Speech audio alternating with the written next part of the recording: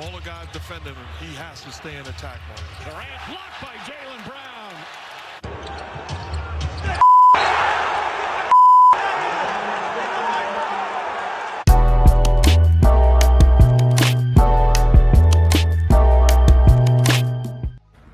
How's everyone doing? Jags to Riches, James Peters. Thank you all so much for your time. Weekly NBA off-season Boston Celtics update, guys. It's kind of becoming a trend so far this off-season where at least once a week, traditionally Fridays or Saturdays sometimes, depending on my schedule, I like to just drop a video regardless of what's going on to simply touch bases with everyone. Kind of, check on what's going around the league, any major stories, and of course, more importantly to us, what's going on with the Boston Celtics. Now, honestly, not too much, right? Gotten through Summer League, 5 games there, a lot of really, excellent developments from some of our young players, and very excited about their path forward and their futures. We had that TPE, the Fournier 17.1, finally expire a couple weeks ago. So now that chapter is over with. So, we basically got 2 months until anything really starts up. So we're at that point where just waiting for them to round out the roster with a front court big, kind of filling in that Tice role or, whatever they decide to go with. We've talked about the Whitesides, the Boogie Cousins, the Aldridge, Montrezl Harrell, etc. Unfortunately, and the only other real story going on is the same story that's been going on all week, basically. Essentially, it is the Kevin Durant, Jaylen Brown. It is starting to lose a little bit of steam, but as you all know, several days ago when it first really jumped off, I did like an immediate reaction video to it. It was early on in the day. I usually film pretty early. As you see, it's not even 2 a.m. right now as I film this. And in that video, it was a quicker one, as I hope today's will be as well, where I just kind of did my, instant reaction based on the fact that I had done several in-depth videos where I went into a lot more details around how I felt about KD for Jaylen Brown. Obviously, my standpoints on that has not changed. I do not want them to make any major changes to the core coming into this offseason, guys. And it's funny, I've actually gone back and watched some of my early offseason videos, and I was like talking about them signing Pat Connaughton and like Patty Mills. Like those were the type of moves I was expecting. So for them to bring in Gallo and Brogdon and everything else, Davison's development being at 53rd pick, and everything we've seen from Kevin Jelly and Johan Begram, some of the summer league. I mean, it's been an A summer league performance. Off-season performance from the Celtics. I feel like they've done all the right and required moves to go into next season and make a strong case, to contend for a championships. Last I checked, we were betting favorites. So this, you kind of would say, well, shit, not too much to talk about. Well, however, that last video, one of the big takeaways I had was the comment section was absolutely brilliant. Probably the most engaged and best, overall comment, back and forth dialogue, and just some of the things I seen. A lot of support from Jaylen was pretty much the consensus opinion. So I wanted to do a video just to kind of respond to some of the great points and takes I seen in there. And again, because it was an earlier story, or a story the video I did was earlier in the day, a lot has, a lot of updates essentially have come after the fact, even that same day. And I just kind of wanted to do a part 2, if you will, where I acknowledge a lot of those points and a lot of the extra details that are now surrounding, this KD for Jaylen. At the time, it was essentially just being reported that we had offered KD or Jaylen, White, and picks. They countered wanting additional picks and Marcus Smart, and that was pretty much it. So today, like I said, I'm going to go over all the new information that I have. And then finally, I'm going to finish it up with one of the big issues I was having was the lack of support from the Celtics organization for Jaylen Brown. And finally, we've had someone speak out on this whole KD for Jaylen Brown situation. So I will finish the video speaking about that. But right off the bat, guys, at the time I did this video, I didn't even realize the fact that this story was several weeks old. This was not something that, it was breaking news, but it didn't just they weren't on the damn phone earlier that day or the previous night. This was something that was weeks old. And as soon as I hear that, it's like everything just goes into play. It all makes perfect sense. What exactly is going on here?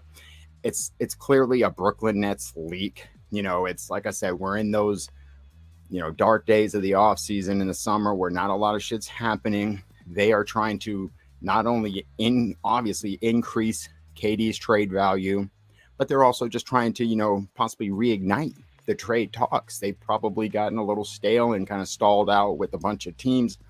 And now they can simply go to the Suns or the Heat or Raptors, all these other teams you hear about, and say, well, the Celtics offered us Jaylen Brown, so you've already got to do better than that. And shit, most teams can't. So that's just a way to get them to spice up and, fatten up their return for KD, which makes a lot of sense. However, it sucks for our end because it sucks for Jaylen Brown. You see his response with, the SMH tweet, and it's just goes back to my man Johnny's tweet about the disrespect. And it's just years we've been dealing with this. Celtics fans will be able to tell you the breakup the Jays has been going on damn near, it seems like, their entire career, no matter what they do or accomplish or how many more steps forwards they continue to take at their 24, 25 years old. It's wild that, again, it more so is around the media. I don't understand what it is with the Boston media wanting to break these two up, but it is what it is. But there was also a clip, and I'll make sure to include it, where Shams even goes on to say that he almost, the way he words stuff of, possibly and potentially it's like a politician. And then he even goes on to make it say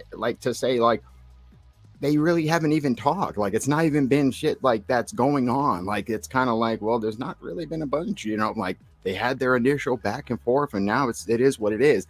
Meanwhile, everyone else in the league, the way they're reacting, it makes you think that the trade is imminent. Like, any moment now, this trade's going to break through. But of something that could be potentially possible. But throughout this month, it's not like the Celtics were a team that's been going back and forth. There really hasn't been much back and forth because I thought it kind of went back to, again, Jaylen, it sucks being disappointed, but as a professional, you have to expect every single GM is going to pick up the phone, as they should, and call the Nets when a player like KD becomes available. As soon as Kevin Durant asked out on the eve of free agency on June 30th, all 29 teams reached out to the Brooklyn Nets and expressed a level of interest. And that, just like everyone would call the Bucks if Giannis was available, everyone would call the Celtics if Tatum was available, the Mavericks if Luka was available, Ja Morant, Memphis, etc. So it's just that's their damn job. You got to do your due diligence. So it makes perfect sense to me. It just,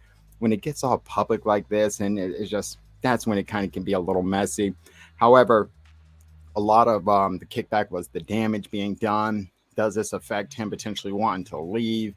And I even said that if that is what they're getting, if it's like a clear indication behind the scenes that Jaylen's like, yeah, I'm out, then that's a whole different conversation. But a lot of the Celtics beat writers came back, and a lot of our insiders, kind of like, I think it was Jared Weiss and Murphy, I believe also, it was a couple, I forget who, but I know Jared Weiss was one who said, Jaylen loves Boston. He's happy here. He wants to be here long term, and that all this bullshit, he knows the game, and this isn't going to play any type of role, positive or negative, when it comes to his decision to re-sign in 2 years. So to me, again, that's that's all you can hope for, because if nothing else, that is what the real concern is, the potential aftermath, and if this could have a negative influence on Jaylen, and if he just finally gets sick of the fact of like, why do I have to continue to deal with this? The breakup the Jays, even when we're winning. And I was the idiot coming into this offseason that I even said I thought we would finally be done with the break up the Jays. It would be blasphemy to even say that. I even said I thought we would be done with hearing about moving on from Marcus Smart. I know how naive of me to think that, but it's just they went on a finals run, game 6. I just thought that we would be very satisfied. And then, of course, they trade for Brogdon, sign Gallo. It's just like, oh my God, you couldn't have wrote a better script. It couldn't have been scripted out better, as far as bringing in these 2 perfect matches for the needs that we displayed in the finals. But I guess the last thing that I will say is before I get to the whole, Jayson Tatum finally coming out and, saying something on behalf of the whole situation, how to handle this Jaylen Brown situation is, let's just say, regardless of if he wants to go or stay, he has 2 years. This is not even the final year of his damn contract. That's what's funny. It's like the way that this is going, you would think that he's about to be on an expiring. He's got this season and the next, right? Which means you don't do shit this year. You run it all the way back, because let me tell you something, winning is a hell of a cure for a lot of issues. I can promise you, no matter what drama's going on, if them boys go out this year and win a championship, that'll soften up any tension or any negative, whatever's going on, essentially. But so this year, absolutely nothing. And then because next offseason, that's when, Al Horford's contract is off the books. That's what, 20 plus million that's going to be freed up, or enough money to where they can potentially bring him back if he doesn't want to retire on maybe, a smaller contract, team friendly, and then actually go out and bring in, another really strong. It's just, but at the same time, if he does want to go, right, that is when you would address it. I think it would be either next offseason, which would be the offseason prior to his final year, or that trade deadline of the final year. And I think you open it up. The league should know about it, because the return and the options would just be so endless, right? Like, for example, recently, I thought when Jeremy Grant got traded to Portland, I thought that was under the radar. I never heard anything about that until that damn trade happened. And then when you hear the details, you're like, shit, I feel like they could have got a much better return. But again, I think you open it up to the entire league, because you could get back multiple first if you want to go that route. And obviously, some of the guys I'll mention now, they won't be available a year from now. But let's just say, it was to, happen right now. You could go and easily probably get a Donovan Mitchell, right? You don't think you could call up Danny and say, hey, let's swap out Donovan for Jaylen, or call Atlanta and say, like I said, a John Collins and, package for him, or, there's just, it's basically endless, right? You're talking about a top 25 player that's 25 years old, two-way, who can average 25, 6 and 6 while shooting, nearly 40% from the 3. And like I said, can guard and play multiple positions. I mean, I'm not going to go into his credentials and attributes. He's a stud, man, right? So some of the other guys recently traded, Sabonis, Tyrese Halliburton, DeJounte Murray, like all of those guys, I guarantee you could call up and have a very strong conversation. You could easily, like I said, get back multiple firsts, or another up-and-coming top 25, top 30 player in the league that fits a similar timeline of, Tatum and Smart and Rob. And again, you don't do that until another damn year from now. You don't even start that conversation until you have more information, until you know for a fact, like, all right, Jaylen, he's not coming back. You don't want it to be a Kyrie situation where he walks out the door for nothing, right? But again, run it back this year. Don't worry about that. You've done the needed offseason moves already with Brogdon and Gallo. Go find a big man to strengthen and to solidify the front court depth. And that's it, guys. We'll be ready to rock and roll. So when you actually type in Boston Celtics just to see what's going on, as you see, bullshit about Kyrie Irving's Instagram post, and then obviously still KD. It's quiet, not a lot going on, right? But finally, Jayson Tatum responds to the Kevin Durant trade speculation, says, I love our team, doesn't wear GM hat. And real quick, shout out to my man, Six Rakagi Mike. He left a brilliant comment in my last Jaylen Brown video where he essentially called out the fact that, like, where is the support from the Celtics organization? Why aren't they coming out and actually stating like, no, even just countering these claims somewhat about Jaylen being available, Kevin Durant, this and that. You don't have to get specific, but if we'll see where it goes from here. Celtics don't come out and usually shoot down misinformation and trade rumors. I'd be surprised if that happens. So you know what? We're just going to keep talking about this for 2 months. Why is it, and again, it goes back to what my man, Forsberg said about them not doing that. I don't know what the hell that's about. It's like, I don't know how hard it would be to come out as Brad or Wick or someone to say like, Jaylen's our guy. We drafted him. He's homegrown. Have you seen what this man's accomplished, in his career here? Hell no. We want him right here. We want him to retire here. Obviously, recently it's changed somewhat. First, starting with Tatum a couple days ago, he came out. I played with Durant during the Olympics. Obviously, he's a great player, but that's not my decision. I love our team. I love the guys that we have. We got 2 new pieces in Brogdon and Gallo. I love our team. I just go out there and play. I play with my teammates. I don't put on the GM hat to make decisions. So I also believe Brad might have recently said something, but the fact that Tatum, I love our team, said it multiple times, talked about the additions.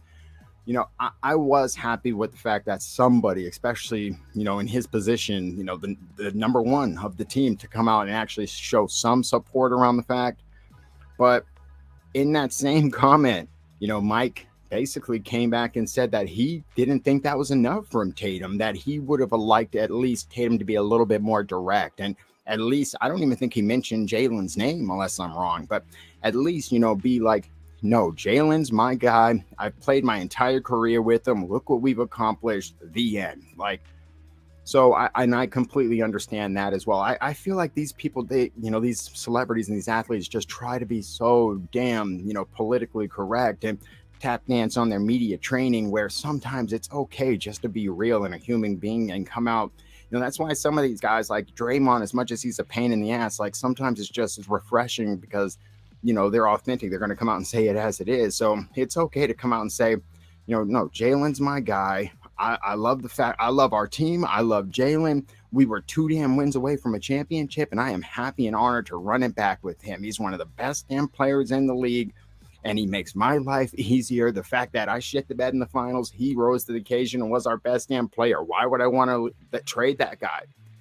You know what I mean? He's come out in the past, talked about the grass isn't always greener, so, maybe he feels like he's done it so many times in the past and, we still aren't satisfied. He's kind of like how we are. It's like, how long has this got to go on? How many times do I have to reiterate? I mean, shit, last offseason, didn't they do an interview together? Like, this is my guy, I love him, but again, guys, just wanted to touch bases with everyone, share these updates, talk about, that last Jaylen Brown video and the responses. The comment section was on fire.